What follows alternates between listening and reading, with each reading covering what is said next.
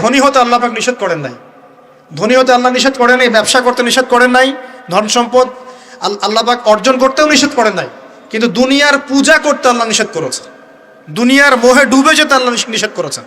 সম্পদ ওসমান রাদিয়াল্লাহু আনহুরও ছিল, কিন্তু সেই সম্পদ তিনি তার প্রয়োজনে যতটুকু লাগতো এতটুকু ব্যয় করতেন, বাকিটা আল্লাহর রাস্তায় ব্যয় করতেন। উসমান রাদিয়াল্লাহু আনহুর মতো ধনী হতে কোনো সমস্যা আছে? কোনো আপত্তি আছে?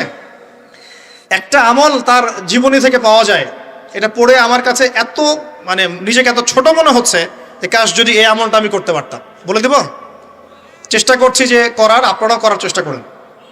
উসমান রাদিয়াল্লাহু আনহু ধনী ছিলেন কিনা, তো নবীর কাছে গিয়ে বলছেন যে আমার ধন সম্পদ খুব বেশি বাড়ছে, ইয়া রাসূলুল্লাহ আপনি সম্পদ একটু কমানোর দোয়া করেন তো আমার জন্য। চিন্তা করা যায় মানুষ এমন দোয়া কেউ করবে এই যুগে? আচ্ছা, নবী সাল্লাল্লাহু আলাইহি ওয়াসাল্লাম বললেন তুমি উটের পিঠে, গাধার পিঠে খাওয়া দাওয়া করো, ঠিক আছে, খাওয়া দাওয়া করো। তো তিনি খাওয়া দাওয়া করেন।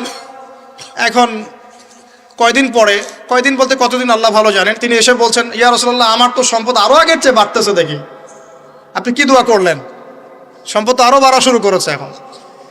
তখন তিনি বলছেন যে তুমি যখন খাও তখন তোমার হাত থেকে যদি খাবার পড়ে যায় তুমি কি করো?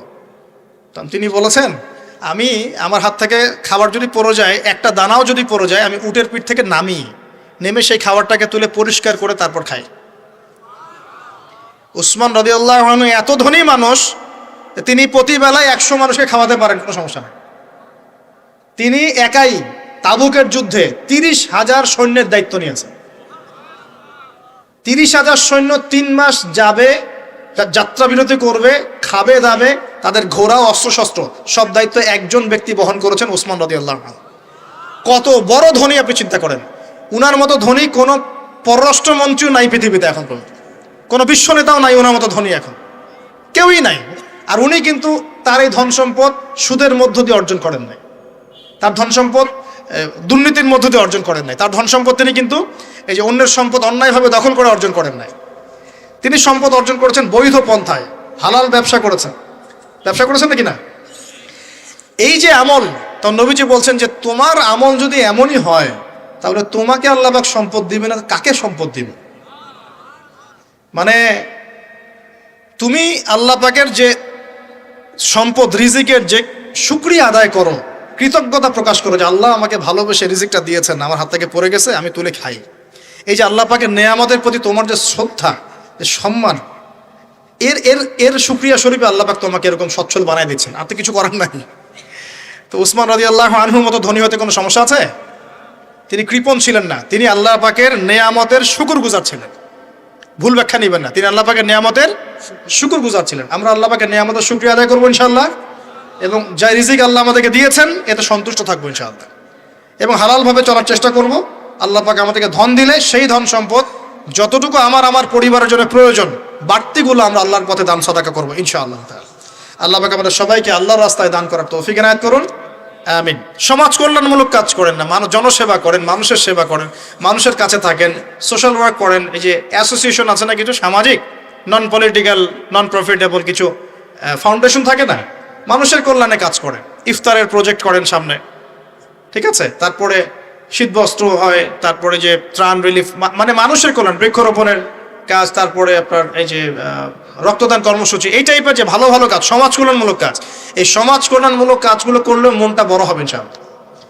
ভালো কাজে ব্যস্ত থাকবেন, আপনি দেখবেন মাথার মধ্যে শয়তানি নাই। যখন মানুষের কাজ নাই, সারাদিন অলস বসে থাকে, মাথার মধ্যে দুনিয়ার শয়তানি ঘোরাফেরা করতে হবে। আল্লাহ পাক আমাদের সবাইকে ভালো কাজের সাথে থাকার তৌফিক দান, এবং ভালো কাজে একে অপরকে সহযোগিতা করার তৌফিক দান। নিজেকে ভালো কাজে ব্যস্ত রাখেন। দান সৎকার করলে কখনো টাকা কমে যায় না, মনে রাখবেন। দান করলে কোনোদিনও টাকা কমে যায় না। আপনার দানের টাকা ঘুরে ফিরে আপনার কাছে আসবে, বুঝতে পারছেন না? আপনার দানের টাকা ঘুরে আল্লাহ আপনার কাছে ফিরাই দিবে। কিভাবে ফিরাবেন সেটা আল্লাহর দায়িত্ব। আমি কি বুঝাবো কিভাবে ফিরাবেন? বুঝবেন, একটু বোঝানোর চেষ্টা করবেন। অর্থনীতি কিন্তু কঠিন, সহজ করে বুঝানোও কঠিন, সবাই সহজ করে বোঝাতেও পারবে না। আমি একটা পয়েন্ট খালি বুঝাই আপনাদেরকে, বোঝেন, চেষ্টা করেন। মনে করেন আপনাদেরকে অর্থনীতি বুঝাই, এগুলো আমাদের সাবজেক্ট ছিল, আর তখন আমরা আসলে অর্থনীতি কিছুই বুঝতাম না। তারপরে যখন কোরআন হাদিস পড়া শুরু করলাম তখন দেখলাম যে ও আচ্ছা, ব্যাপার তো খুব সহজ। সহজ জিনিসটাকে এত কঠিন করা হয় কেন? দেখেন কিরকম, মনে করেন একটা বাজার, আপনি দেখেন বাজার আছে কি? আচ্ছা, এই বাজারের মধ্যে ধরেন 100 ব্যবসায়ী আছে, আর ব্যবসায়ীরা ব্যবসা করে। আল্লাহ পাক ব্যবসা হালাল করেছেন না হারাম করেছে? হালাল ব্যবসা। ব্যবসায় একটা 10 টাকার পণ্য আপনি চাইলে 30 টাকা, 40 টাকা, 50 টাকা, 100 টাকা বিক্রি করতে পারবেন কি না? পারবেন। মার্কেটের একটা ফিক্সড প্রাইস থাকে, মার্কেট প্রাইস, এটাকে বলে মার্কেট প্রাইস, যে একটা দাম নির্ধারণ করা হয় যে আমরা এই দামে সব সেল করবো, তাই না? আচ্ছা, আর ব্যবসায়ীরা ব্যবসা করছে, ব্যবসায় লাভও আছে লসও আছে, ঝুঁকিও আছে, লাভও হতে পারে লসও হতে পারে। এখন ব্যবসা করার সময় দেখা গেল যে এক ভাই লাভ করলো আর এক ভাই লস করলো, এমনটা হয় কি না? আচ্ছা, আল্লাহ পাক এখানে কি করেন জানেন? এই বাজারের মধ্যে যে সম্পদগুলো আছে, অর্থ সম্পদ, আপনারা যেটা কারেন্সি বলেন, এগুলো আল্লাহ রাব্বুল আলামিন হাত থেকে হাতে ঘোরাতে থাকেন। আজকে আপনার হাতে, কালকে তার হাতে, কালকে তার হাতে, পরশু আরেক ভাইয়ের হাতে। এই সম্পদ বাজারের মধ্যে ঘুরতে থাকে। বাজারটা হতে পারে সমাজ, হতে পারে রাষ্ট্র, হতে পারে বিশ্ব। ভালো করে বোঝেন, ছোট পরিসরে হতে পারে সমাজ, হতে পারে রাষ্ট্র বা বিশ্ব। আল্লাহ পাক সম্পদটা সার্কুলেট করেন, ঘোরাতে থাকেন। আজকে তার হাতে, কালকে তার হাতে, কালকে তার হাতে, এভাবে সম্পদ ঘুরতে থাকে। লাভ লসের রিস্ক আছে, কেউ লাভ করে, কেউ লস করে। এভাবে সম্পদ সার্কুলেট হতে হতে হতে আল্লাহ পাক যাকে ইচ্ছা ধনী বানান, যাকে ইচ্ছা গরিব বানান। কথা বুঝতে পারছেন? এটা হলো এই জায়গায় রিজিকটা নিয়ন্ত্রণ করেন সরাসরি আল্লাহ পাক। আল্লাহ পাক কারো সম্পদ নেন, কারোকে দেন, কারো কাছ থেকে নেন, কারোকে দেন, কারো কাছ থেকে নেন, কাউকে দেন। এভাবে সম্পদ ঘুরতে থাকে। আর যদি দেখা যায় সম্পদ মানে চাহিদার চেয়ে কম হচ্ছে, আল্লাহ পাক সম্পদ উৎপন্ন করে দেন। জমিন থেকে উৎপন্ন করেন, আসমান থেকে উৎপন্ন করেন।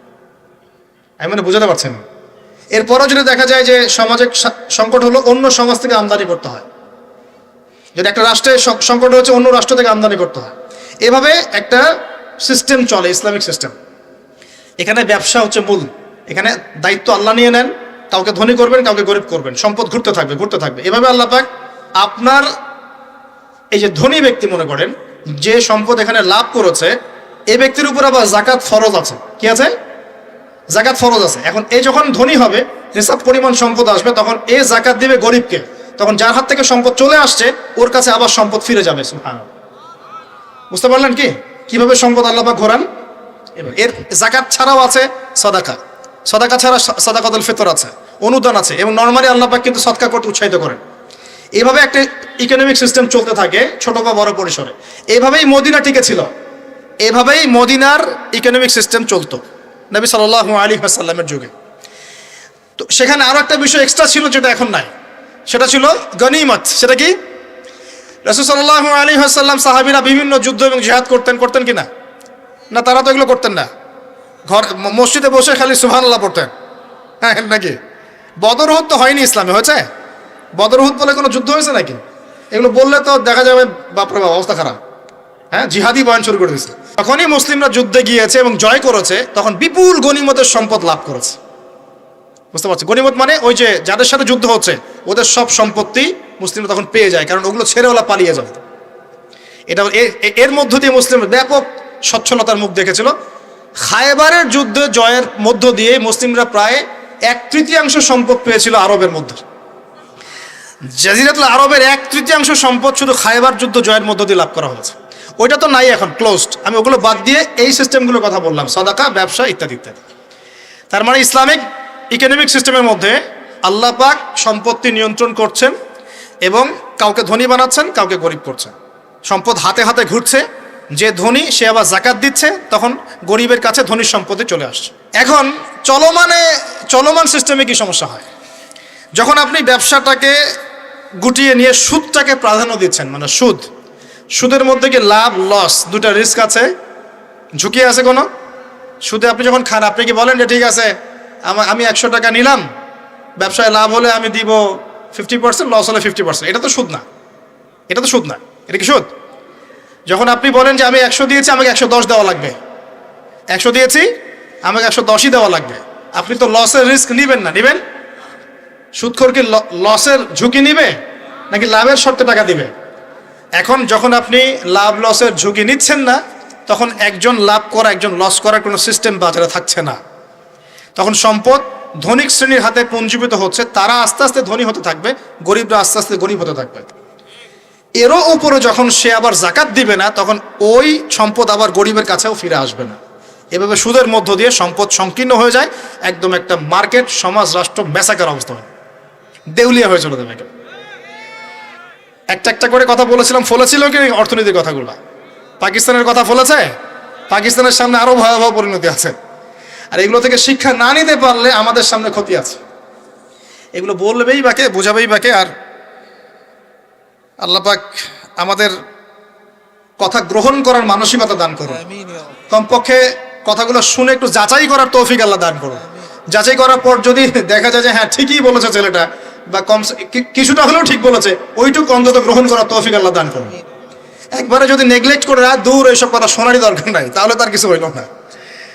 সমস্যা নাই, আমাদের কাজ কি? ফাযাক্কির ইন্নামা আনতা মুযাক্কির। আল্লাহ পাক আল্লাহর দ্বীনের দায়ীদের দায়িত্ব দিয়েছেন, তোমরা উপদেশ দিবে, তোমরা শুধু উপদেশ দাতা। লাস্তা আলাইহিম বিমুসাইতিন, কারো প্রতি তোমরা দারোগা নাও, চাপ দিয়ে মানাতে হবে, এই দায়িত্ব তোমাকে দেওয়া হয় না।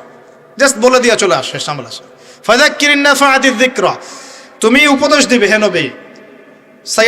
সায়াযাক্কারু মান ইয়াখশা, যে উপদেশ গ্রহণ করবে সে শীঘ্রই গ্রহণ করবে, যে আল্লাহকে ভয় করে সে শীঘ্রই উপদেশ গ্রহণ করবে ইনশাআল্লাহ তাআলা। প্রিয় ভাইরা, তো এখনকার চলমান বিশ্বের ইকোনমিটা হচ্ছে সুদ ভিত্তিক। এই কারণেই ইকোনমিক সমস্যাগুলো, মন্দাগুলা, স্যাংশনগুলা, করাপশনগুলা, এগুলো সুযোগ থেকে যায়। আদারওয়াইজ ইসলামিক ইকোনমিক সিস্টেম পরিপূর্ণরূপে থাকলে এই সমস্যাগুলো হতো না।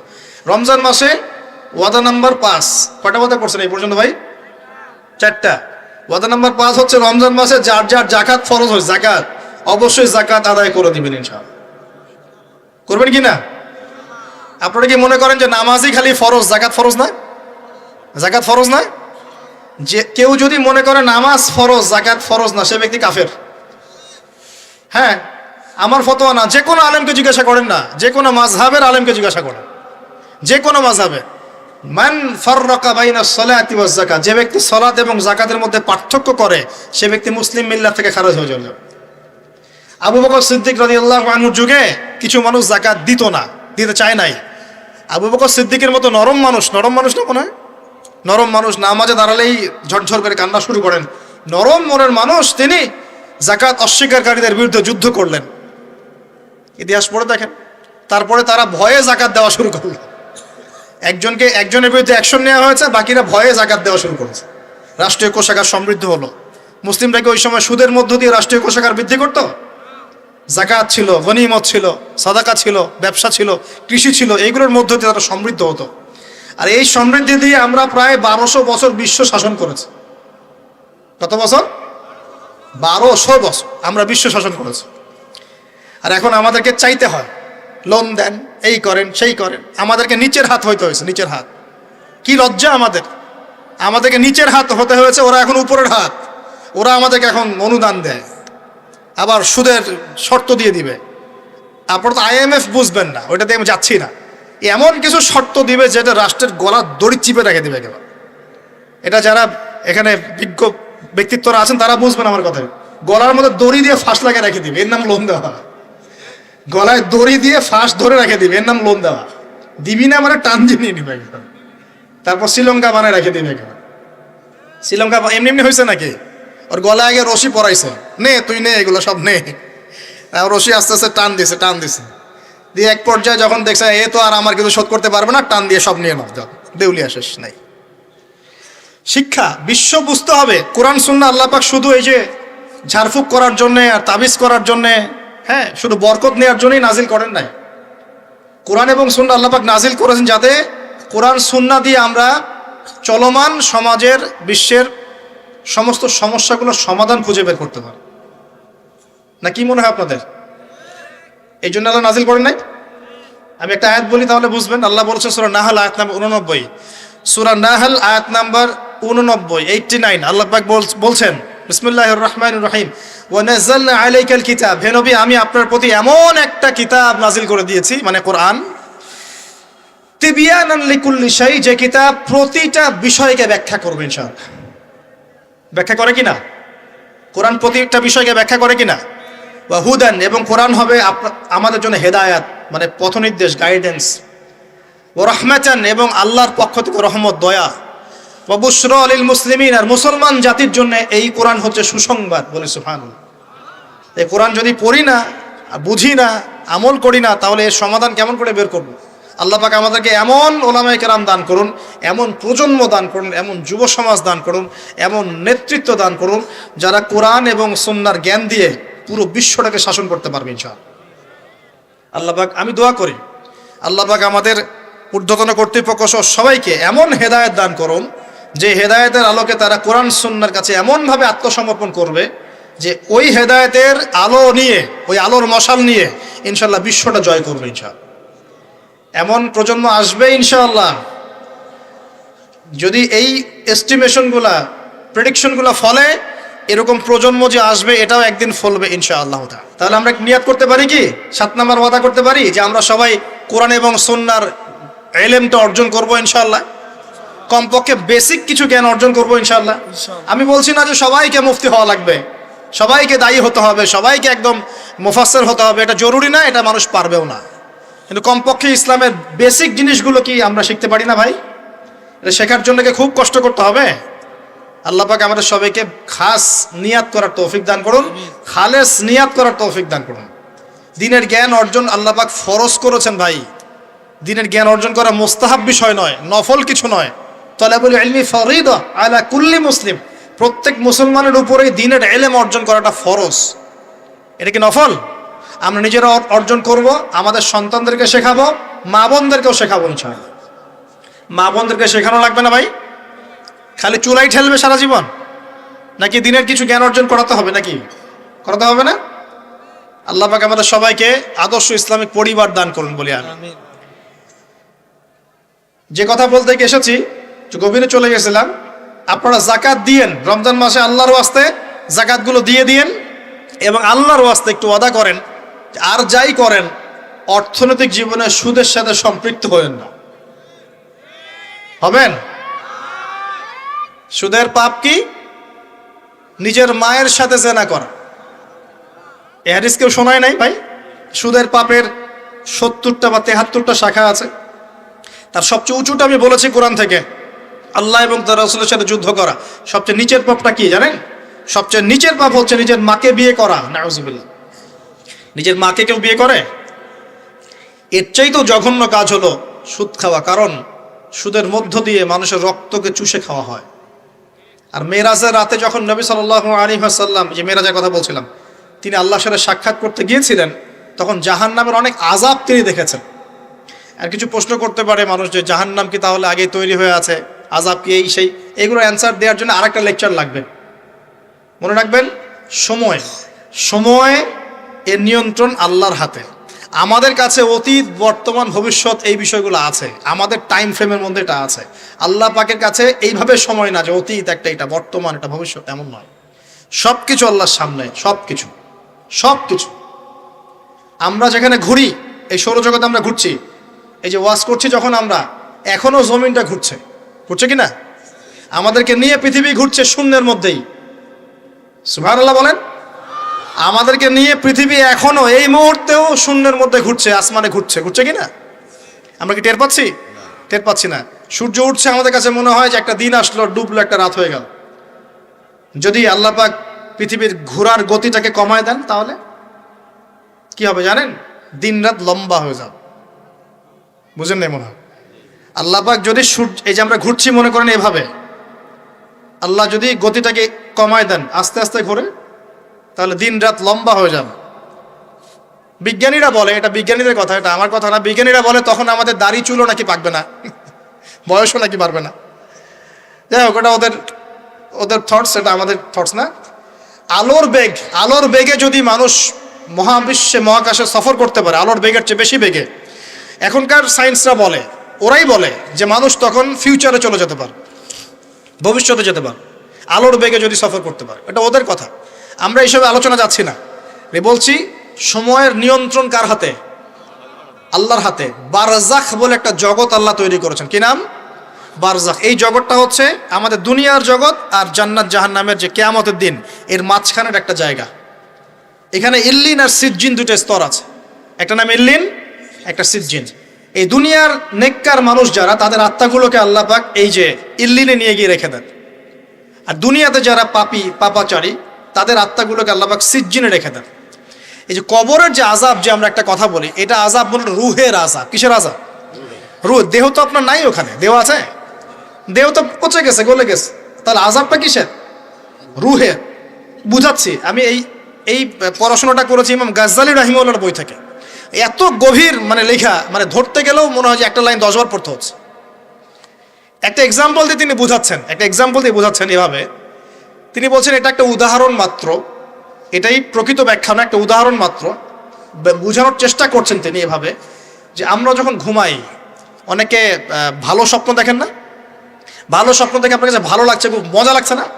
স্বপ্নের মধ্যে আপনি কি মানে ভালো ফিল করছেন, মাশাআল্লাহ ভালো লাগছে, ঘুরছেন ফিরছেন খাচ্ছেন। যখন কোনো খুব ভালো আপনি একটা স্বপ্ন দেখেন, আপনার কিন্তু ভালো লাগে। আপনি স্বপ্নে, ঘুমন্ত অবস্থাতেই আপনি স্বপ্নে বাস্তবের ফিলিংস পাচ্ছেন, এমন হয় না? আল্লাহ পাক যদি আপনাকে স্বপ্নের মধ্যে রেখে দেন, ধরেন 1 বছর 1.5 বছর 2 বছর, তার মানে 1-2 বছর আপনি স্বপ্নের মধ্যেই বাস্তবের ভালো লাগার ফিলিংসটা পেতে থাকবেন, কিন্তু আপনি ঘুমিয়ে আছেন। বাইরে থেকে আমি আপনাকে দেখছি যে আপনি ঘুমিয়ে আছেন, কিন্তু আপনি ঘুমন্ত অবস্থাতেও ভালো স্বপ্ন দেখেই ভালো ফিল করছেন। তিনি বোঝাচ্ছেন, উদাহরণ দিয়ে বোঝাচ্ছেন, এটা কিন্তু ব্যাখ্যা নয়, জাস্ট একটা বুঝাচ্ছেন উদাহরণ দিয়ে। আল্লাহ পাক যখন শহীদদের রূহগুলোকে জান্নাতে রেখে দেন, জান্নাতে তারা এইভাবে রূহগুলো ঘুরতে থাকে, ফল ফলাদি খেতে থাকে, পাখির মধ্যে রূহ দিয়ে দেন, সবুজ পাখি, এই পাখি উঠতে থাকে, তারা ভালো ফিল করতে থাকে। ওই হায়াতটাকে আল্লাহ পাক তাদের কাছে বাস্তব বানিয়ে দিয়েছেন। কথা বুঝতে পারছেন? ওই হায়াতটাকে আল্লাহ পাক তাদের কাছে বাস্তব বানিয়ে দিয়েছেন। তাদের কাছে মনে হচ্ছে এটাই বাস্তব, এটাই জগৎ। আল্লাহ চাইলে করতে পারেন না? একটা ঘুমন্ত মানুষকে যদি আল্লাহ করতে পারেন, তাহলে শহীদদের ব্যাপারে করতে পারেন না? পারেন। আবার ধরেন একজন মানুষ পাপাচারী, আপনি কখনো কখনো স্বপ্ন দেখেছেন, ভয়ের স্বপ্ন, আটকে উঠছেন, শ্বাস বন্ধ হয়ে যাচ্ছে, এমন হয়নি অনেকদিন? আর হবে তো বেশি, কারণ কানে তো হেডফোন দিয়ে গান শোনেন, আর হেডফোন কানে দিয়ে ঘুমান, FM শুনতে শুনতে ঘুমান। হ্যাঁ, এই কি করতে করতে ঘুমানোর আগে তো দোয়া কালাম নাই, দোয়া কালাম মাসলুম দোয়া কালাম তো নাই, সূরা মুলক নাই, সূরা বাকারা শেষের আয়াত নাই, ইত্যাদি নাই, পবিত্রতা নাই, বিছান ঝাড়েন না, লাইটস অফ করেন না। আপনার সুন্নত মাফিক তো ঘুমাচ্ছি না আমরা। ঘুমানোর কতগুলো সুন্নত জানেন? ঘুমানোরই কত সুন্নত আছে। ইস্তেঞ্জা করতে হয়, ওযু করে আসতে হয়, পারলে মেসওয়াক করে নেয়, বিছান ঝাড়তে হয়, বিসমিল্লাহ বলে লাইট অফ করতে হয়, দরজায় খিল দিতে হয়, পাত্র যদি থাকে খাবার পাত্র, পানির পাত্র ঢেকে দিতে হয়, তারপরে পড়তে হয় বিছানায় গিয়ে আয়াতুল কুরসি, সূরা বাকারা শেষের 2-3টা আয়াত, সূরা ফালাক নাস ইখলাস, হাত একত্রিত করে ফু দিয়ে সারা গা মাসাহ করতে হয়। ডান কাত হয়ে আল্লাহুম্মা বিইসমিকা আমুতু আহইয়া বলে এই যে 33 বার সুবহানাল্লাহ, 33 বার আলহামদুলিল্লাহ, 34 বার আল্লাহু আকবার পড়তে পড়তে ঘুমাতে হয়। কয়জন জানে? কয়জন ঘুমানোর সুন্নত? ঘুমানোর আগে এখন কানে হেডফোন, ব্লুটুথ, হাবি জাবি এইসব দিয়ে যুবকরা ঘুমাচ্ছে। প্রতিটা কাজ নবীর সুন্নত মতো করার চেষ্টা করবো, আল্লাহ পাক তৌফিক দান করুন। এই যে 9 নম্বর ওয়াদা করেন, জীবনের প্রতিটা কাজ নবীর সুন্নাহ মতো করবেন। রাজি আছেন ইনশাআল্লাহ? একদম চেহারা থেকে শুরু হবে, চুল দাড়ি পোশাক আশাক থেকে শুরু হবে। আল্লাহ পাক যত উপরে নিয়ে যাবেন, আপনি যেখানেই যান নবীর সুন্নত বাস্তবায়ন করবেন ইনশাআল্লাহ তাআলা। আল্লাহ পাক তৌফিক এনায়েত করুন, বলি আমিন। মনে করেন খারাপ স্বপ্ন দেখছেন, খারাপ স্বপ্নে এখন আপনি কষ্ট পাচ্ছেন, দেখছেন যে পানিতে ডুবে যাচ্ছেন, দেখছেন যে আপনি আগুনে পুড়ে যাচ্ছেন, নাউজুবিল্লাহ, দেখছেন যে আপনি হয়তো কেউ আপনার শ্বাস গলা চিপে ধরেছে ইত্যাদি, মানে আপনি কষ্ট পাচ্ছেন। বাহির থেকে কিন্তু আমি আপনার কষ্ট বুঝতে পারবো না, পারবো? আপনি ঘুমিয়ে আছেন, ঘুমিয়ে আপনি কষ্ট পাচ্ছেন। এখন এই ঘুমন্ত কষ্টের স্বপ্নটাকে আল্লাহ পাক যদি 5 বছর লম্বা করে দেন, পারবেন কি না? আল্লাহ পাক পারেন কি না? 5 বছর ঘুমিয়ে আছেন আপনি, উঠতে পারতেছেন না। এখন এটা হয় না, আল্লাহ চাইলে পারেন, সম্ভব কিনা? আল্লাহ পাক 309 বছর ঘুম পাড়ায় রাখেন নাই মানুষকে? আছে না দলিল? কোরআনে আছে না? কোন সূরায়? এই তো মাশাআল্লাহ, মাশাআল্লাহ, সূরা কাহফে আছে না? 309 বছর আল্লাহ পাক 9 জন 10 জন ছেলেকে ঘুম পাড়ায় রাখছেন না? রাখছেন। তো এখন মনে করেন যে আল্লাহ পাক আপনাকে ওই কষ্টের আযাবটাকে লম্বা করে দিলেন, কষ্টের ওই স্বপ্নটাকে লম্বা করে, তাহলে আপনি কিন্তু ঘুমের মধ্যেও কষ্ট ফিল করবেন। এখন কবরে যদি আল্লাহ পাক বারজাখের জীবনে সিজ্জিনে কিছু আত্মাকে রেখে আত্মাগুলোকে আযাব দেন, এবং ওইটাকেই যদি তাদের কাছে বাস্তব ফিল দিয়ে দেন, তাহলে কি তার আযাব পাবে না? অনেক ব্যাখ্যা আছে, যেগুলো নিয়ে আলাদা লেকচার দেওয়া লাগে। এতটুকু বোঝেন যে আল্লাহ পাক ইন্নাল্লাহা আলা কুল্লি শাইইন কাদির, আল্লাহ পাক প্রতিটা বিষয় সম্পর্কে ক্ষমতাবান। আল্লাহ পাকের হাতেই সব ক্ষমতা, আল্লাহ সব করতে পারেন। যে আল্লাহ পাক আমাকে শ্বাস নেয়ার ক্ষমতা দিচ্ছেন, নিঃশ্বাস নিচ্ছি, একটা নিঃশ্বাসের দাম কি অন্য কেউ দিতে পারবে? যে আল্লাহ পাক এনভায়রনমেন্ট, বায়ুমণ্ডলের মধ্যে নাইট্রোজেন গ্যাস দিয়ে দিয়েছেন, এই গ্যাস কি কে দিয়ে, অন্য কেউ দিয়েছে? যে আল্লাহ পাক শ্বাস নেয়ার জায়গা দিয়েছেন, আমাদের হার্ট যে পাম্প করছে, জন্মের সময় থেকে পাম্প করছে, এখন পর্যন্ত থামে নাই। একদিন এক মিনিটের জন্য থেমে গেলেই শেষ। এটা কে চালু করে রেখেছে? যে আল্লাহ এত কিছু করতে পারেন, সেই আল্লাহর পক্ষে নবী সাল্লাল্লাহু আলাইহি ওয়াসাল্লামকে তার কাছে নিয়ে যাওয়া, এই আযাবগুলো দেখানো এমন কঠিন কিছু? এগুলো নিয়েও এখন মানুষ প্রশ্ন তোলে। ঈমান কোন জায়গায় চলে গেছে চিন্তা করেন।